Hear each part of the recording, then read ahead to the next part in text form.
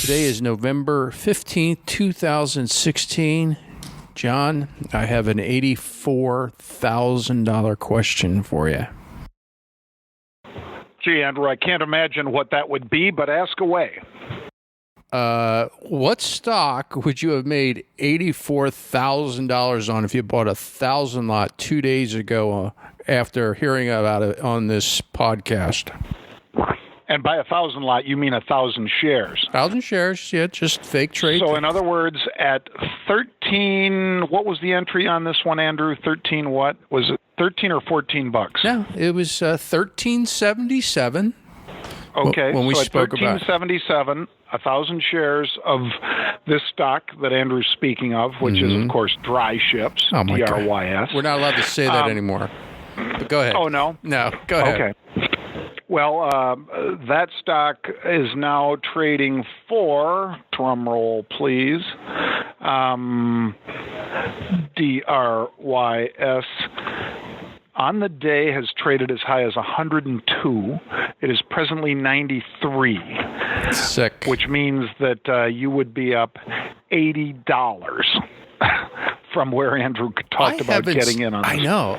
I would have been out of this thing $82,000 ago.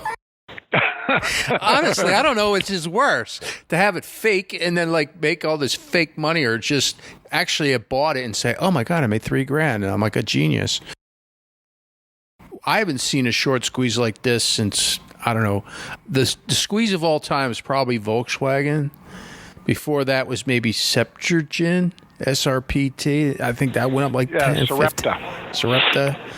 Yeah, when's the last time you saw one for sure? When's the last time you saw a real short squeeze like this?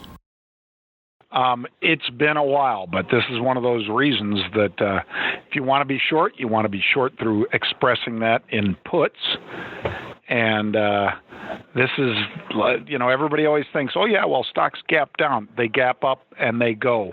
This one today, for instance, folks, it gapped from last night's closing price, which was, let's see, last night it closed at, is this even right, Andrew? It traded up to 1877. It's up $50 today. I don't care. Who cares what it closed at? This thing's sick. It's nuts. And then I think you were like, oh, why would you buy a stock that's up 171% at 13? All right, so then we put on another fake trade. I'm sick of these fake trades, by the way.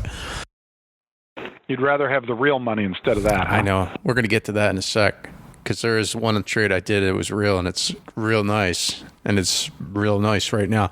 EAGL, EGLE.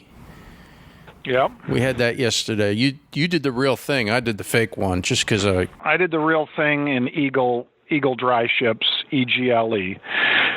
And this one has just made a phenomenal move also. But guess what? It's only 7% today. It's only 65 cents. Bought 1,000 shares, you'd be up $2,100. It's not a bad day. There you go. Yeah. Better than watch this thing go to 100, and then you'll be like, oh, yeah, I made $2,100. And I don't know if these guys have quite the same short position on that they obviously had in DRYS, but whoever is that person in DRYS is, obviously in a world of hurt. Enough of the fake trades for now. We'll get back to those. What are you seeing in this SSYS, this SSYS? All right. Well, this is just what we talked about as far as to the downside. SSYS, they make 3D printers and so forth. That space. They reported earnings. We knew that was on the horizon. They missed earnings estimates by probably 20 mil. So call that maybe in the neighborhood of 17%. They missed revenue or sales. They also were expected to post a profit of $0.05. They came in at flat, and then they cut full year guidance. So you missed on sales, you missed on bottom line, and you lowered guidance. And the stock's getting taken apart today. A bunch of people lowering price targets, JP Morgan, Craig Hallam, a bunch of folks lowering price targets on SSYS. It's down $3.33, which is about a 16% move, Andrew. And it's just off the lows of the day, $16.93. I know it's stupid, but I suppose I get tempted a little bit lower than this. All right. we'll see if we get there, but it's now half of the 52-week high. So let's kind of set the bar there. All right, I'll stick that on my pre-fake trade. Hey, speaking of 3D printers, I got a good story for you. What is it? Got a buddy of mine lives in Philadelphia. He's an Uber driver. Okay. I know everybody's got to. No, nothing wrong. Everybody's got to have a friend that's an Uber driver. So he drives around Philadelphia and he takes pictures of all things. And he posted a picture on his Facebook, the Facebook, I like to call it, just because that's what they called it in the movie. That was the original name. So he posted a picture on the Facebook of a 3D printing shop down on Market Street that will go in. You go in, they take a 3D picture of you. And then they print out a doll, like a 5-inch little like cartoon doll of you. Isn't that cool?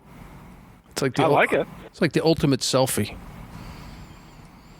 I don't know if Stratasys does that. I thought it was a cool use for 3D printers because, nobody wants to make a fake gun or why not a selfie of yourself? Right, a 3D selfie.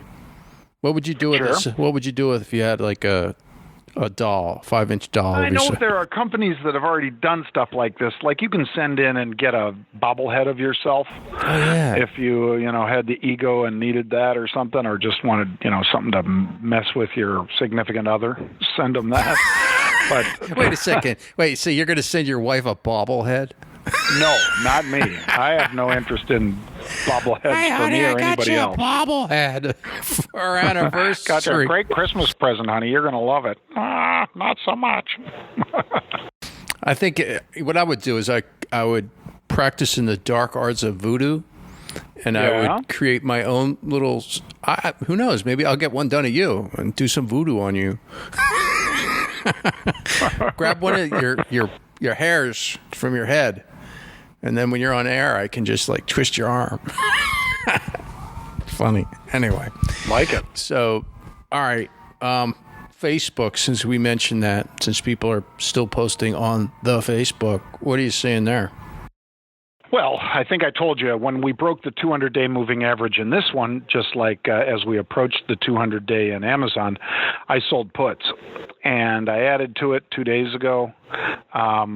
Stock kept going down, but I'm still in it. And today, Facebook is making a very nice move and making me a bunch of change. So, like it. I'm having a good day in Facebook. I'm in the A of the FANG. Just the Amazon? Yeah, FANG. That's Facebook. Yeah, but you got us into that thing in a good time, though. I bought more yesterday. Because you were into it, a month ago, Andrew was pounding the table for it. And it was in the 600s, right? Yes. That was when I made the prediction that it was Christmas time and that somebody would make $1,000 prediction on it. And and they still will. We got we got 825 out of it, and it took a beating 2 days ago, and I got some more. I loaded up yesterday, just a little bit. You look at a 1 month chart of this one, and basically, when it peaked, it was near 850 or so, and it got all the way down on this move to almost 700. Oh, 711, trust me. Yeah.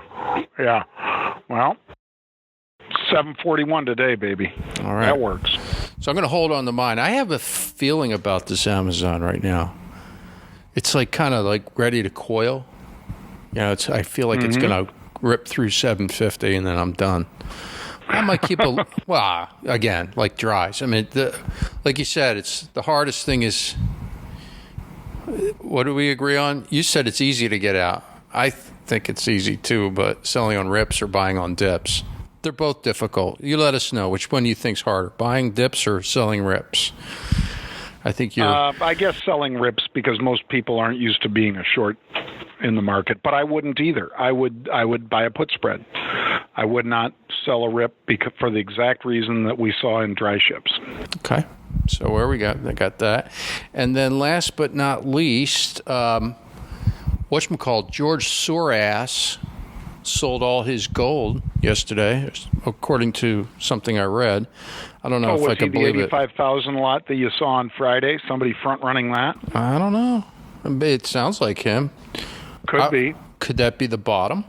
I'm sure. The guy's made just some of the horrifically bad trades of the year. I know they took Sumner Redstone and basically tried to take a lot of his decision making away because he may be not all there anymore. I think Mr. Soros the same way, especially Andrew.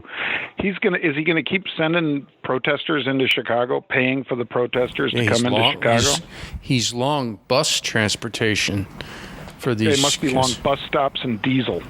Well, speaking of transportation, forget him. Another crazy coot is this Warren Buffett fella. He's buying JetBlue. You seen some activity in that?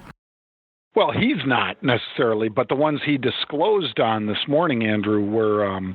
he's not buying the company, but I think he's bought stock, though, didn't he? Well, so today we heard that Buffett was Berkshire Hathaway, of course. That's what we mean when we say Buffett, folks. He disclosed his latest quarterly filings, 13Fs, that he had stakes in American Airlines, AAL, Delta Airlines, DAL, and United Airlines, UAL. A bunch of other things he disclosed, but since we're talking these airlines, we saw a bunch of call activity in JetBlue and JBLU. It's $7 under the 52-week high, $7 over the 52-week low. In other words, right in the middle of the range. And they bought the at-the-money calls that expire this Friday, so I bought them too. Good.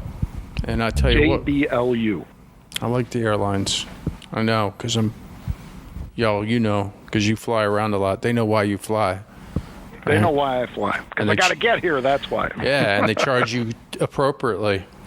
All right, I think that's all we got for today. Well, remember, folks, tell your friends about the podcast. We'll hopefully be adding some content soon, and you can subscribe by going to iTunes, or you can follow it and subscribe on YouTube, either one. Thanks, Andrew.